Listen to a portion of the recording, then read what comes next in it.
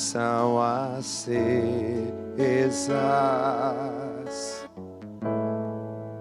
Só estou esperando o barulho dos seus passos em direção à porta. É só bater e eu vou abrir pra você entrar. É só bater e eu vou abrir pra você entrar. Eu já coloquei as minhas vestes brancas e estou só te esperando. Vem, vamos dançar, Maranata,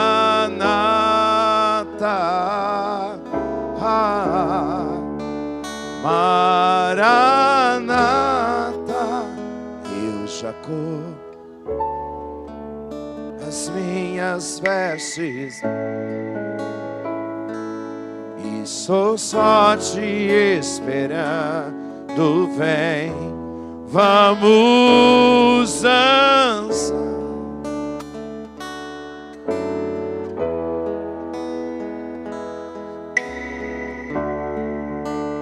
Maranata. O mistério de Deus vai se abrindo, e cada vez que esse mistério é proclamado, nós vamos entendendo que Ele vai norteando a nossa história e vai mostrando para nós os desígnios daquilo que pode transformar a nossa existência. É a palavra se fazendo vida, é Ele nos direcionando, nos ajudando a perceber que cada vez que nós paramos diante da correria, Ele revela, e Ele vai revelando no sentido mais concreto. Na semana passada Ele falava de um homem que era muito rico, só que ele era insensato.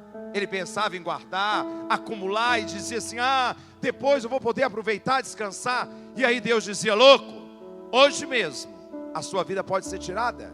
E para quem vai ficar tudo isso que você juntou? Era a ganância que gritava dentro do coração. Não é pecado você ter, mas quando você não sabe partilhar aquilo que você tem, você perde tudo. Buscai aquilo que é do alto, aquilo que é do alto, e não aquilo que é tão passageiro. Mas hoje a palavra aberta para nós vai nos levando para a mesma caminhada que fez Jesus. Ei, preste atenção. Jesus estava indo para Jerusalém. Ele tinha falado para os discípulos que lá em Jerusalém ele ia ser perseguido, ia sofrer, ia morrer, mas era preciso ir para Jerusalém. Jesus está atento, ele percebe que algo está acontecendo. Os discípulos estão indo, mas estavam inseguros, com medo, um medo que tomava conta do coração. Ei, quantas vezes você também tem tido medo? Quais são os seus medos? Quais são as suas inseguranças? Aí Ele vai dando direcionamento, aí Ele vai nos ajudando. Sim, às vezes o medo pode muitas vezes bloquear tudo aquilo que você tem como construção. Então olha para essa criatura que está aí do seu lado e diga para ela: não tenhas medo, criatura santa. Não precisa ter medo, não precisa ter medo. Ele está no caminho. Mas eles sentiam. E aí Jesus então vai dizer: ei, diante dessa caminhada é preciso algumas atitudes. É preciso ter fé, é preciso ser vigilantes, e é preciso ter perseverança ou esperança. Aí Ele vai direcionando a vida para a gente poder caminhar diante dEle. É preciso estar preparado. Ele nos convida a estar preparado. Olha para mim e responda: você está preparado para a vitória na sua vida, sim ou não?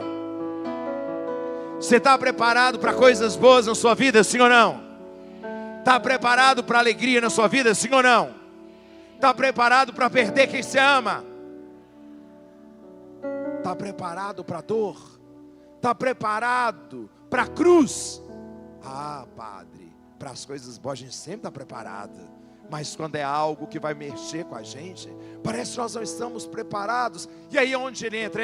O cristão, ele tem que estar preparado para todos os momentos da sua vida. Por isso que ele vai dizer para eles: nós estamos subindo para Jerusalém. Mas aí ele olha para eles assim: olha, vocês precisam estar com os rins cingidos, com as lâmpadas acesas. Os rins cingidos significa que você está pronto a qualquer hora para aquilo que Deus quer, para aquilo que a vida quer, para aquilo que muitas vezes você nem esperava. É estar em estado de prontidão, é estar ali aguardando, sem angústia, mas está pronto para aquilo que der e vier. É preciso acender as lâmpadas para não caminhar na escuridão e perceber que existe um caminho que precisa ser iluminado. Aí Ele vai nos levando e diz: é como o servo, o empregado que está ali. O Senhor, Ele foi lá para uma festa de casamento e Ele volta, e aí Ele vai chegar e você precisa estar acordado, porque quando Ele bater, você vai ter que abrir a porta. Feliz o empregado que o servo, ou que o seu Senhor o encontrar acordado. Olha para essa criatura e diga para ela: acorda para a vida, criatura santa. Acorda para aquilo que Deus quer. O Papa Francisco dizia que essa passagem era considerada o momento da passagem de Deus pela nossa vida. É Deus passando. Todo dia Ele nos visita. Todo dia Deus chega com uma mensagem para você: padre, eu não escutei, você estava dormindo. Não presta atenção, não para, não está atento. E aí você tem que estar preparado até para acolher as promessas que Deus tem para você. Eu tenho que te dizer isso. Olha para essa criatura assim: tem tanta promessa para você, tem tanta graça para você. Padre, já escutei isso tantas vezes, mas parece que nada acontece. Outro dia eu dizia no meu programa, sabe uma história que eu escutei muito antiga? Diz que um homem morreu, ele faleceu, e aí ele chegou lá no céu. São Pedro olhou para ele e falou assim: vem aqui, filho, aguarda nessa sala, aguarda um pouquinho nessa sala, que um anjo vai vir te buscar para te levar diante do trono do Altíssimo. Ele olhou para o homem, disse isso para ele, e aí ele entrou para dentro da sala. Quando ele entrou dentro da sala, ele viu que tinha uma porta do lado, que estava escrito almoxorifado, e estava o nome dele. Ele olhou para um lado, olhou para o outro, não tinha ninguém. Ele, curioso demais, foi lá, abriu a porta. Quando ele abriu a porta, haviam caixas, várias caixas, de vários tamanhos, colocadas de todas, com o nome dele. Todas tinham o nome dele.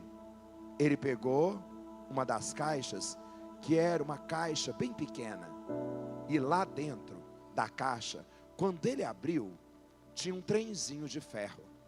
Ele olhou para o trenzinho de ferro e falou assim: o que é isso? Nossa, eu lembro que eu tinha pedido isso quando eu tinha 5 anos de idade. Olhou para aquilo, guardou, colocou lá. Tinha uma caixa enorme. Ele foi lá e abriu a caixa. Tinha uma bicicleta. Ele olhou e falou assim: era quando eu tinha 12 anos que eu tinha pedido essa bicicleta. O que está fazendo aqui? E aí então o anjo chegou. Quando o anjo chegou, falou assim: vem, você vai agora lá diante do trono do Altíssimo. Ele: pera aí, me explica uma coisa, eu não entendi. Tinha um nome ali, uma porta com meu nome. Eu fui e entrei, tinha um monte de caixas, todas com meu nome. Eu abri uma, tinha um trenzinho. Eu tinha pedido isso há 7 anos. Por que eu não recebi? Por que eu não recebi? A bicicleta estava lá, eu pedi tanto, por que eu não recebi? O anjo olhou para ele e disse assim: muito simples. Cada vez que você pediu, Deus te concedeu. E ficou guardado aqui dentro. Ficou guardado aqui dentro porque você só pediu e nunca veio buscar. Estava lá te esperando. Você pediu, mas não tomou posse daquilo que Deus estava te dando. E quando Deus dá, Ele não toma. Ficou guardado porque você não teve a ousadia de buscar. Aí você entende a segunda leitura de hoje. Padre, como é então que eu vou estar preparado? Eu não sei que horas que vai vir. Vai ser meia-noite, vai ser 3 horas da manhã. Não importa a hora, Ele vai vir. Você só precisa estar acordado para poder recebê-lo. Você pede a graça e não acontece. Mas você não vem buscar, você não toma posse. E como eu tomo posse? É a segunda leitura de hoje. A fé é eu tomar posse daquilo que ainda não aconteceu, mas que eu tenho certeza que vai acontecer. É a convicção das realidades que eu ainda nem enxergo, mas que vai estar acontecendo. Ei, é a fé nos leva lá para o futuro, lá adiante. Não fica aqui atrás, ela te tira da zona de conforto e te faz enxergar. Olha para mim para entender, olha para entender. É como a mãe, está lá na UTI agora na porta, ela está tomando posse de que o filho dela vai sair. Ainda não saiu, mas vai. O emprego não veio, mas vai vir. E aí você vai entendendo como que Deus, Ele vai guardando nas caixas da nossa existência aquilo que a gente já desistiu. E aí Ele vai chamando, aí Ele vai chamando, e aí Ele vai dando um exemplo lá na segunda leitura. Olha para essa criatura e pergunta para ela: você tem fé? Você tem fé, sim ou não? Você tem fé e coragem, sim ou não? Você toma posse hoje daquilo que Deus tem guardado para você? Então presta atenção. Aí ele dá o exemplo de um homem que é considerado um dos pais da fé. Aí ele fala assim: Abraão, lembra dele? Lá na segunda leitura ele diz: Abraão, Deus chegou para ele assim: Abraão, sai da tua terra e vai para a terra que eu vou te mostrar. Abraão obedeceu, nem sabia para onde ia, mas como Deus mandou, ele obedeceu. Foi Deus que tinha dito: vai, Abraão, vai que eu vou te dar uma terra enorme, uma grande geração. Olha para mim, se Deus hoje te pedisse para você deixar tudo e começar uma vida nova, você faria isso, sim ou não? Sangue do Cordeiro. Nossa, mas que sim, hein? Você teria coragem de deixar tudo para ter uma vida nova, sair da sua zona de conforto, mudar tudo? Cuidado, porque tem gente que fala assim e na hora olha para Deus e diz assim: aqui está tão bom, quero não, estou acostumado. Jesus, faz o meu jeito. Aí presta atenção, ele foi tomar posse de uma coisa que ele nem via. Aí ele foi, se tornou nômade. E aí ele fez uma experiência. Talvez você esteja olhando para mim e falando assim: padre, isso é coisa para gente jovem. Arriscar tudo, abandonar tudo. Meu filho, preste atenção. Sabe quantos anos Abraão tinha? 75 anos. E Deus chegou e falou assim: larga tudo e vai para onde eu te mando. Com 75 anos, padre, eu quero estar aposentado, viajando, descansando. Eu vou fazer mais alguma coisa? Deus muda todos os planos. Se você quer a promessa, Ele vai mudar o plano. Vou te ajudar agora. Dá uma olhadinha, pergunta assim: quantos anos você tem? Já chegou aos 75? Pergunta aí, já chegou aos 75? Já chegou aos 75, sim ou não? Quantos anos você tem? Não tem nem isso, está morto de preguiça. Não quer fazer nada. Cansado, cansada, magoada. Oh meu Deus, cadê os sonhos? Cadê os projetos? Você quer vida nova, sim ou não? Você quer bênção, sim ou não? Você quer o extraordinário de Deus, sim ou não? Então você vai ter que abandonar um monte de coisa. Vai ter que até se afastar de algumas pessoas que não estão te deixando chegar aonde Deus está te mostrando. Aí ele vai levando. Além de Abraão, ele diz, tinha Sara, estéril, não podia ter filhos. Deus vai lá e concede um filho àquela mulher, porque para Deus nada é impossível. Aí Sara tem um filho, está perfeito, família, tem um filho, não, ninguém mais ficava falando nada. Só que Deus é assim, quando Ele ama de verdade. Abraão, agora que você tem o seu filho, que é Isaac, o filho da promessa, sobe no monte, sacrifica o filho, pega uma faca e sacrifica o seu filho por mim. Abraão tem fé, pega o filho, sobe no silêncio. Diz que quando estava indo, Isaac olha para ele e fala assim: papai, aonde é que está o cordeiro para o sacrifício? Abraão olha para ele e fala: fica tranquilo, filho, já está tudo preparado. Abraão sobe, prepara a lenha, coloca o filho em cima, pega uma faca e vai sacrificá-lo. Quando ele vai sacrificá-lo, o anjo diz: Abraão, Não precisa. Deus viu o seu amor, a sua fé. Olha para o Padre. Fé não é só de ocasião, não é só quando está bom, não. É no momento que a gente mais grita. É onde Deus está curando, está restabelecendo, está dando força. Aonde mais dói, é aonde Deus restaura. É onde Ele dá força. Quando você está lá no chão, quando você não está aguentando mais, é aonde Deus chega e te levanta pela fé. Aonde Ele chega e transforma a vida. Ela, de uma fé total, mudou todos os planos. Eis aqui a serva do Senhor. Aí a vida começou. Aí a vida foi começando. E aí foi a noite da libertação. Como diz a primeira leitura. Ei, é Deus reavivando em nós. É Deus transformando. Então olhe para essa criatura que está aí do seu lado e diga para ela: para de ter preguiça, criatura. Confia mais. Deus está passando. Deus está falando. Deus está te libertando. E às vezes a gente tem tanto medo.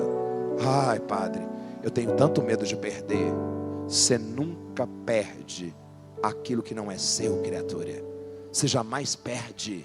Às vezes a gente entrega, às vezes a gente devolve, e Deus vai mostrando aquilo que restabelece a nossa vida. Eu acredito que pai é um pouco assim. Como Abraão, ele confiou. Hoje, olhando, rezando. Semana passada nós rezamos pelos padres, e hoje nós estamos rezando pelos pais. Quem é pai aqui? Levanta a mão. Quem é pai? E aí você vai percebendo que Deus deu uma missão para vocês. Deu uma missão. Ser o guardião de uma família, ser sinal de uma graça. Vocês não são perfeitos, mas estão chamados a viver uma experiência de fé. E quando a gente vive a experiência de fé, a gente guarda aquilo que é da gente. Ei, você que é pai, se você soubesse a hora que o ladrão fosse lá na sua casa para roubar tudo que você tem, o que você faria? O que você faria? Ah, Padre, eu chamaria a polícia, eu defenderia, eu estaria atento, eu não deixaria. Ei, tem um monte de ladrão aproximando de você, roubando a sua alegria, roubando os seus sonhos, roubando os seus projetos. Acorda! Deus está chamando e está dizendo para você: cuidado com quem entra na sua vida para roubar a esperança que você tem. Por isso que tem que defender mesmo a família com toda a força. Nossa Senhora, em uma de suas últimas aparições, diz que a última batalha do inimigo, famílias, é contra as famílias, é destruir famílias. Uma família destruída é vitória para o inimigo. Aí a gente vai entendendo. Por isso que é preciso vigiar. Você não sabe a hora que ele vai vir, mas ele vem. Ele sempre vem. E quando ele bater a porta, esteja atento para compreender aquilo que Deus está querendo te dizer. Ah, eu vou ter que dizer isso. Olha para essa criatura e diga assim para ela: tem hora que você é sonsa, né? Distraído, distraída, faz de conta que não está entendendo nada. E Deus está falando assim: é com você que eu estou falando, criatura. A promessa é sua. Agora, diante daquele que transforma a vida, eu quero que você olhe para essa pessoa que está aí. Olha para ela e fala assim: onde é que está seu pai, hein? Onde é que está seu pai hoje? Pergunta aí. Me fala o nome do seu pai. Como ele chama? Fala forte, como é que ele chama? Como ele chama? Mais forte. Aí você vai percebendo que quando a gente chama o pai, ele vem. Quando a gente chama, é sinal de uma graça. Quer ver? Dá só mais uma olhadinha. Fala para a criatura aí: o que você carrega do seu pai? Que você é igualzinho a ele. Às vezes um gesto, uma atitude. Tem gente que carrega. Carrego não, padre. Carrega. Tanto o seu pai quanto a sua mãe você carrega. Mas hoje é dia deles. Aí eu escuto gente assim, ó. Ah, padre, meu pai nunca me amou, sabe? Ah, eu trago um trauma, porque o meu pai tem trauma, tem problema. Vai se tratar, vai ser curado. Ei, seu pai te deu aquilo que ele deu conta de dar.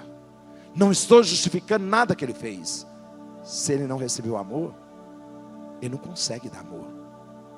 Às vezes ele conseguiu dar aquilo que ele tinha. Aí ele vai assim, eu queria tanto um abraço. Meu pai vai lá e abraça. Vai lá e beija a criatura. Você vai esperar tá num caixão para ir lá e dizer aquilo que você sentia. Quando eu vim para o seminário, eu tinha 14 anos. Eu disse para vocês na semana passada. E eu sempre fui muito próximo da minha mãe. Meu pai conversava e tudo, mas não era tanto. E eu lembro quando eu fiz 18 anos, eu ia fazer os votos religiosos. Aí eu voltei na minha casa. Voltei em casa e falei assim, eu preciso resolver esse problema com meu pai. A verdade não era problema, só não era tão próximo. E aí eu lembro que ele estava no banheiro, estava fazendo a barba. Ele estava fazendo a barba. Eu cheguei assim atrás, fiquei parado. Ele olhou para mim e falou assim, o que foi? Aí eu disse assim, pai, te amo demais. E vazei. Mas eu falei. E aquilo foi libertador na minha vida. Uma vez eu estava aqui, chegando para a missa de 3 horas da tarde. Meu pai não é de ligar. Ele não liga. E eu estava entrando com o carro na missa de 3 horas. Meu telefone toca. Eu olhei, pai. Falei assim, meu Deus, o que aconteceu? Meu pai não liga. Aconteceu alguma coisa. Meu coração já ficou daquele jeito. Atendi o telefone. Falei assim, bença, pai. Eu falei assim, Deus te abençoe. Eu falei assim, aconteceu alguma coisa? Ele falou assim para mim, não, eu só te liguei porque eu estava com uma saudade de escutar a sua voz. Isso é ser família. De vez em quando, é a única coisa necessária. De vez em quando é só isso que a gente precisa. Parar para escutar quem a gente ama. Eu quase não dei conta de celebrar a missa naquele dia. Eu tive que esperar uns 10 minutos. De tanto que aquilo mexeu comigo. Às vezes está tão perto e a gente nem cuida direito. Não precisa de muito, só precisa ser sinal de graça. A coisa mais linda é quando um pai diz assim, Deus te abençoe, meu filho. Deus te abençoe. Eu gostaria que os pais agora ficassem de pé. Só os pais que estão aqui.